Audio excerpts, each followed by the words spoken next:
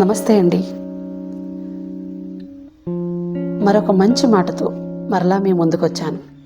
మనం జీవితం, మనం ఆలోచించే ఆలోచనలు, మనం మాట్లాడే వాక్యాలు, మనం తినే ఆహారం, ఇవన్నీ మన ఫ్రీక్వెన్సీని మారుస్తాయని తెలుసా మీకు? నిజమండి. నువ్వు ఆరోగ్యకరమైన ఆహారాన్ని తింటే నీ శరీరం బలంగా, ఉత్సాహంగా ఉంటుంది.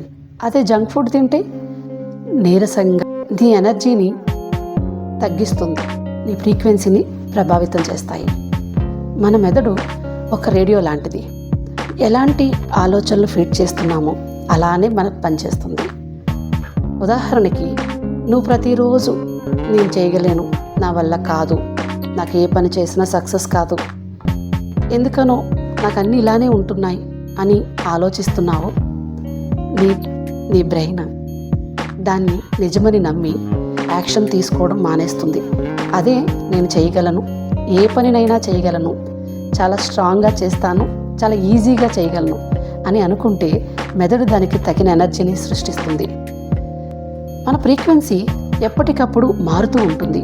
కొన్ని రోజులు మనకి బలహీనంగాను, ఇన్యాక్టివ్గాను, నీరసంగాను అనిపిస్తుంది. ఇంకొన్ని రోజులు చాలా ఎనర్జెటిక్గా, యాక్టివ్గా, సంతోషంగాను ఉంటుంది. ఇది ఎందుకంటే మన ఆలోచనల పైన మన చుట్టూ ఉన్నవారి ప్రభావం ఉంటుంది. మనం చూసే సోషల్ మీడియా వీడియోస్ ప్రభావం కూడా ఉంటుంది. ఇవన్నీ మన ఫ్రీక్వెన్సీని మారుస్తాయని తెలుసా మీకు? నిజమండి. మనం ఒక్కసారి ఆలోచించి చూడండి, నువ్వు ఎటువంటి ఫ్రీక్వెన్సీలో ఉన్నావు? ఆలస్యం, భయం, సందేహం, దిగులు, ఇటువంటి వాటితోనా, లేదా ఆనందం, ఉత్సాహం, విశ్వాసం, ప్రేమ అనే ఆలోచనలతోనా? నీ ఫ్రీక్వెన్సీని మార్చాలంటే రోజు చిన్న చిన్న పాజిటివ్ వర్క్స్ చేయాలి. ఉదయం గ్రాటిట్యూడ్ చెప్పాలి, మంచి ఆహారం తినాలి, అలాగే ప్రేరణాత్మకమైన వీడియోలు చూడాలి, మరియు మంచి వాళ్ళతో సమయం గడపాలి. అప్పుడు నీ మెదడు హై వైబ్రేషన్తో ఉంటుంది. నీ జీవితం నెమ్మదిగా బ్రైట్నెస్ వస్తుంది. ఒక్కటి చెప్పగలను, నీ ఫ్రీక్వెన్సీ మార్చు, నీ జీవితం మారుతుంది.